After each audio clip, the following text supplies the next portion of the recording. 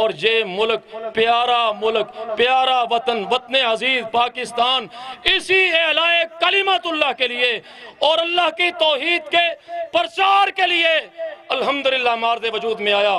ہمارے اسلاف نے قربانیاں دیں کہ ایک ایسی سرزمین، ایک ایسا خطہ ہم حاصل کرنا چاہتے ہیں، اور وہ حاصل کر کے رہے الحمدللہ۔ لاکھوں شہیدوں کا لہو اس پاک دھرتی کی سرزمین کے اندر الحمدللہ ان کی بنیاد میں اندر موجود ہیں۔ کس لیے؟ تیری بنیادوں میں ہے لاکھوں شہیدوں کا لہو، ہم تجھے گنجے دو عالم سے گراں پاتے ہیں۔ اور اس کی بیس کیا تھی، بنیاد کیا تھی؟ لا الہ الا اللہ۔ پاکستان کا مطلب کیا؟ بولو اونچی، اللہ کی توحید کا اظہار۔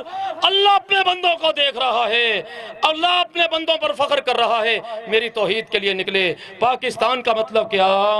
لا الہ الا اللہ۔ اللہ کی توحید کا اظہار تھا کہ جھکنا تو صرف ایک اللہ کے آگے، مانگنا تو صرف ایک اللہ سے، تمہاری جھولی پھیلی تو صرف ایک اللہ کے سامنے۔ یہ عید بھی ہمیں اللہ اکبر کے ذریعے ہمیں توحید سکھا دے۔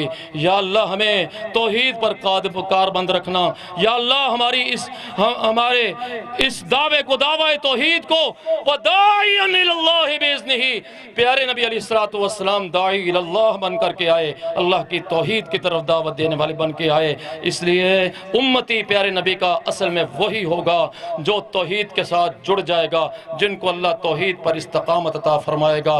اور اس پاکستان کے لیے جو ہمیں اپنی جان سے زیادہ پیارا ہے، اور انشاءاللہ زبان سے نہیں دل کی آواز ہے، یہ پاکستان جس کی بنیاد کلمہ طیبہ پر ہے، انشاءاللہ ہمیں اپنی جان سے زیادہ پیارا، ہمیں اپنے روح سے زیادہ پیارا، ہمیں اپنے بیٹوں سے زیادہ پیارا، ہمیں اپنی اولاد سے زیادہ پیارا، کائنات کی ہر چیز سے زیادہ پیارا ہم اللہ کو، اللہ کے نبی کو، اپنے دین کو اور وطن عزیز کو الحمدللہ اپنی جان سے زیادہ پیارا سمجھتے ہیں۔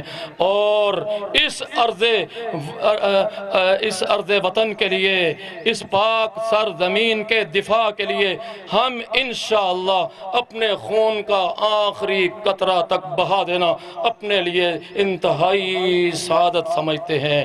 انشاءاللہ آج ضرورت ہے اس بات کی کہ ان نوجوانوں کو، ان بزرگوں کو اس بات پر قائل کیا جائے کہ پوری دنیا میں سب سے قیمتی ترین اگر کوئی خطہ ہے تو آپ کا وطن عزیز ملک پاکستان ہے۔